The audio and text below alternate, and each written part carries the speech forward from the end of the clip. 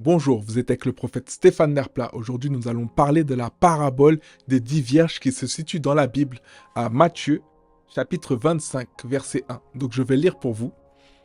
Alors, le royaume des cieux sera semblable à 10 vierges qui, ayant pris leur lampe, allèrent à la rencontre de l'époux.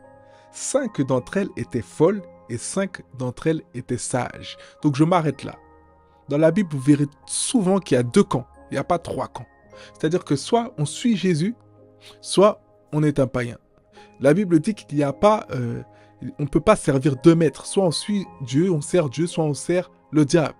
Et là, on peut voir qu'il y a 5 vierges folles et 5 vierges sages. C'est totalement 2 extrêmes, c'est totalement des opposés. Donc je vais continuer. 5 d'entre elles étaient folles et 5 sages. Les folles, en prenant leur lampe, ne prirent point d'huile avec elles. Mais les sages prirent avec leurs lampes de l'huile dans des vases. Donc on peut voir qu'il y avait les vierges qui sont considérées comme sages, qui avaient anticipé en prenant de l'huile supplémentaire, chose que les autres vierges n'avaient pas fait. Comme l'époux tardait, toutes s'assoupirent et s'endormirent. Au milieu de la nuit, on cria, voici l'époux. Allez à sa rencontre. Alors toutes ces vierges se réveillèrent et préparèrent leurs lampes. Il y a une chose que je me mets dans le contexte, je m'imagine. Il y a les vierges sages qui ont pris de l'huile en plus, donc du carburant en plus pour leur lampe. Et les vierges folles qui n'ont pas pris assez de carburant pour leur lampe. Ça me fait penser que les vierges sages pouvaient se permettre de dormir parce qu'elles avaient de quoi tenir la nuit. Mais les vierges folles, en revanche, ne pouvaient pas se permettre, on va dire, de laisser ces lampes allumées pendant qu'elles étaient en train de dormir parce qu'elles n'avaient pas anticipé le carburant nécessaire pour pouvoir durer toute la nuit. Donc on va lire ensemble. Alors, toutes ces vierges se réveillèrent et préparèrent leurs lampes. Les folles dirent aux sages, « Donnez-nous de votre huile, car nos lampes s'éteignent. » Les sages répondirent, « Non, il n'y en aura pas assez pour nous et pour vous.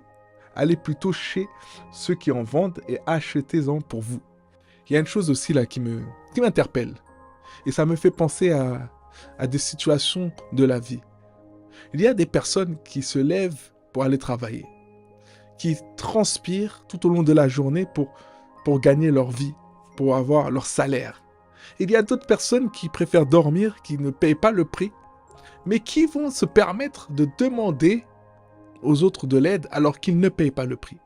Dieu t'invite à aider les gens qui sont nécessiteux. Dieu t'invite à aider des gens qui sont dans le besoin, mais Dieu ne t'invite pas à aider tout le monde. Et on peut le voir dans la parabole, ces vierges-là avaient forcément payé un prix pour de porter de l'huile en plus, donc c'était un poids supplémentaire à trimballer avec elles, et elles ont refusé de partager leur huile, parce que les autres n'ont pas anticipé, les autres n'ont pas voulu payer ce fardeau. Donc, il y a des personnes des fois qui vont te demander de l'argent, que tu dois bénir, parce que Dieu va te demander de les bénir. Il y a d'autres personnes, en revanche, qui vont te demander de l'argent que Dieu ne veut pas bénir, parce que ces personnes n'ont pas voulu avoir de l'argent. Il y a une différence entre quelqu'un qui ne trouve pas de travail, qui est nécessiteux parce qu'il n'a pas d'opportunité de travail, et une personne qui ne veut pas travailler car cette personne-là est feignante et paresseuse.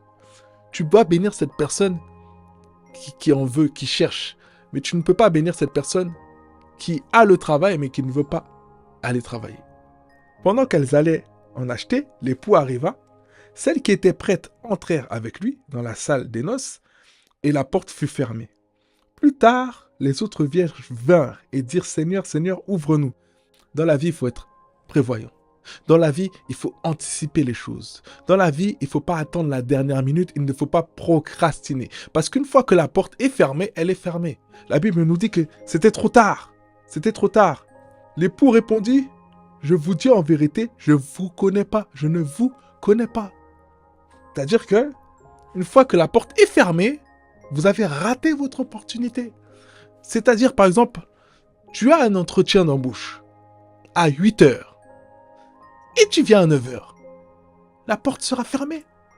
Tu n'auras pas une autre chance supplémentaire, tu n'auras pas un autre entretien supplémentaire parce que tu as raté ton opportunité. Tu dois prévoir le coup, faire en sorte d'anticiper regarder l'itinéraire avant de partir, prendre de l'avance pour être sûr d'arriver à l'heure pour cet entretien et la porte te sera ouverte. Ne rate pas des opportunités. Ne gâche pas les opportunités que Dieu t'ouvre. Parfois, nous crions, nous prions, Seigneur, Seigneur, Seigneur, ouvre-nous la porte. Seigneur et Seigneur, je ne trouve pas de travail. Seigneur et Seigneur, je ne trouve pas de mari. Et on rate les opportunités parce qu'on n'était pas prêt. On peut aussi considérer l'huile comme, vous savez, les sabliers avec un temps. Parce que au fur et à mesure que la lampe consommait de l'huile, c'est comme si c'était une durée. Au bout d'un certain temps, il n'y a plus d'huile. Avec le mariage, il y a beaucoup de femmes, beaucoup d'hommes, je vais plus parler pour les femmes, qui attendent le mariage et qui ont la foi pour 2 années. Si au bout de ces 2 ans, le mari ne s'est toujours pas manifesté, elles n'ont plus de foi. Elles n'ont pas pris assez d'huile. Alors que Dieu va te demander d'avoir la foi nécessaire, de croire en sa promesse jusqu'à ce qu'elle se manifeste dans ta vie. Ça ne va pas forcément prendre 2 ans. Ne prends pas une portion de foi. Une petite portion de foi et une grande portion de foi. Tu dois faire ce genre de prière. Seigneur, peu importe le temps que ça prendra, je sais que mon mari arrivera. Amen. Donc c'était une petite exhortation que je voulais partager avec vous et je vous souhaite de passer une agréable soirée. Soyez bénis.